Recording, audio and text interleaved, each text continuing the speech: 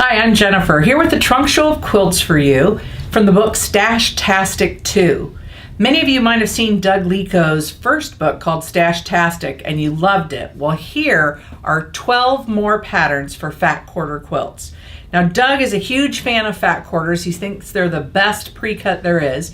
If you're not familiar with fat quarters, it's a half yard of fabric cut in half along the fold, so 18 by 21 inches or so. And it gives you a little bit more fabric to work on cutting larger pieces or doing appliques if you like to do that. They're also the thing at a quilt shop where you might be inclined to just pick up a few, pet them in your hand for a while, put them into your shopping basket and take home with you because they're kind of addictive. But you'll see why Doug loves them so much. So the first quilt in the book is this one that's behind me, and it's called Sparkle. What I love about this is we don't often see the stars or the design of a pattern recede, but that's what Doug has done here with his choice of a gray tone-on-tone sort of print here that makes these stars that are kind of wonky, they have different sizes of points, recede, and the background of all these scrappy squares really pop out. I love that. This is called Sparkle, and what a great way to get started making quilts with fat quarters, whether you're buying them new or getting them from your stash. The next quilt I'm going to show you is one that all quilters will love, called Spooling Around.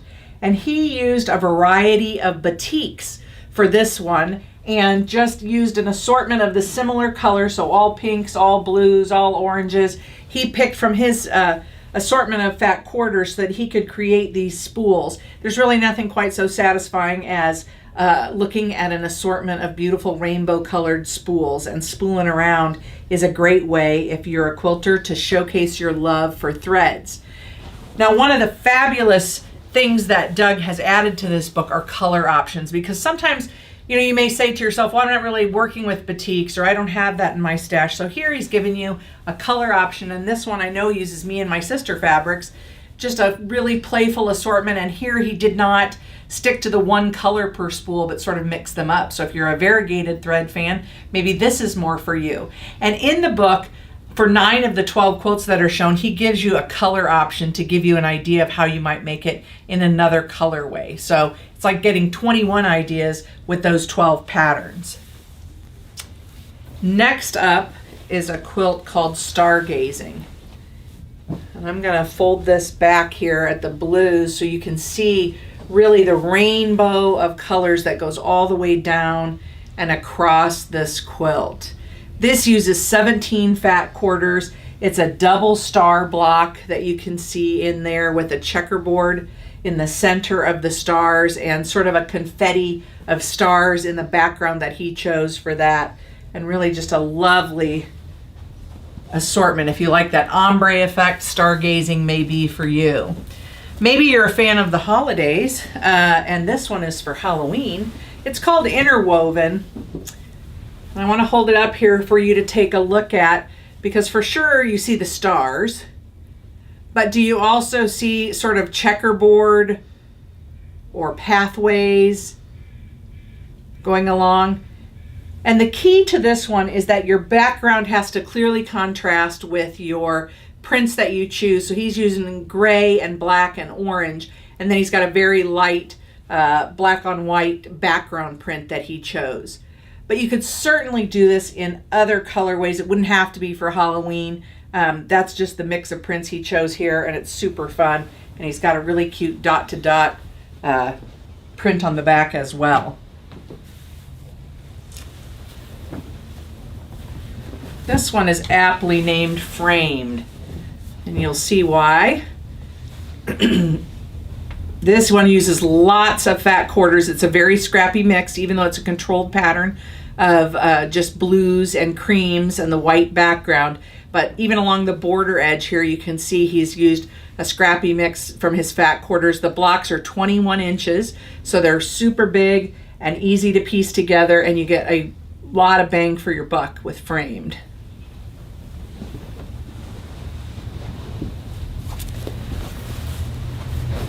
Now, maybe you prefer something with a little bit smaller square to it, and this one is called Pathways.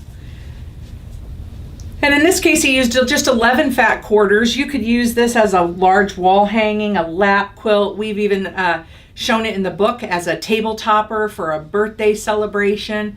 The blocks on this are rectangular, so that's a little bit different than you usually see, but you can see those pathways that go through there with the white print fabric that he's chosen, and that's the consistent one throughout. And then I do love this little coral pink border that he added to frame it, and he picked up that color, I think, from his choice of border prints.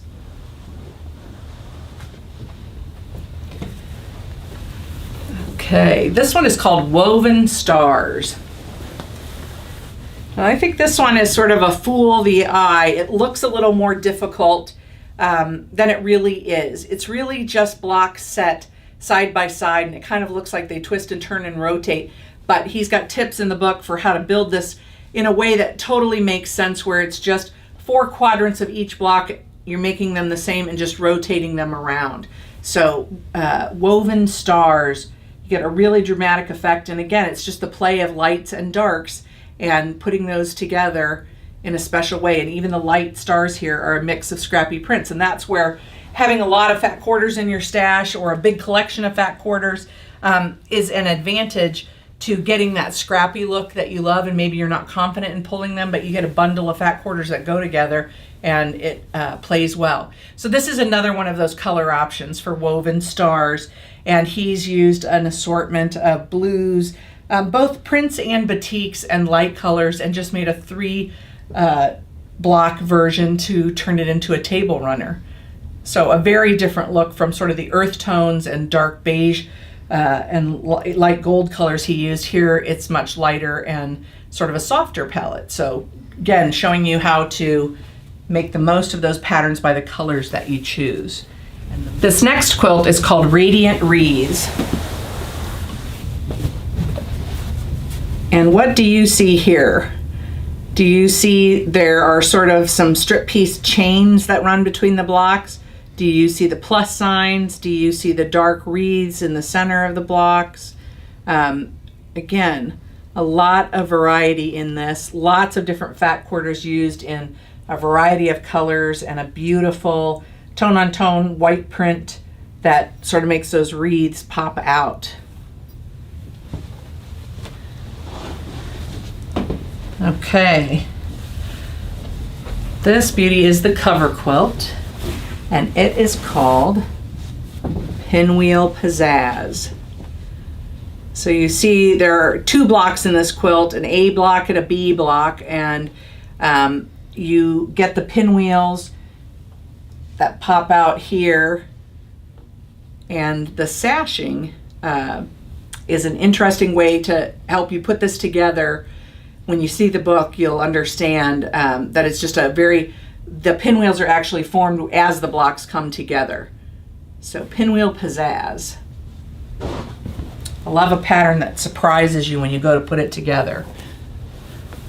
Whirligig is another block where the sashing is the key in how these come together as well. So lots of flying geese, and then you see those diagonal rows of sort of the salmon pink color going through, and really a nice mix of color with darks and lights playing well. This next one, before I unfurl it, I'll kind of show you the back. Doug has used lots of fat quarter extra pieces on that. That's actually the back of the quilt. The front of this is right here, and it's called A New Trick. So if you're familiar with the card trick block, you know that this is a variation of a card trick block, and you sort of looks like those really dark black pieces are weaving in and out and over and under, and it's all about fooling the eye. It's just a construction trick. There's no partial seams, no anything. You're just putting together a fun play of colors to create that look by carefully placing your darks. That's called A New Trick. And last but not least, this is called Amazing. So it is amazing. And it has sort of that gridded look as if it were a garden maze or an English garden that's very well structured. And you have dark print blocks, dark prints in each block and a light print in each block. And then he has some where he sort of mixes up the value so that you don't see it so clearly. And I think that adds to the movement of the quilt overall. So those are the quilts, and the patterns are featured in the book Stashtastic 2 by author Doug Leko. Look for it wherever you buy books or at shopmartingale.com.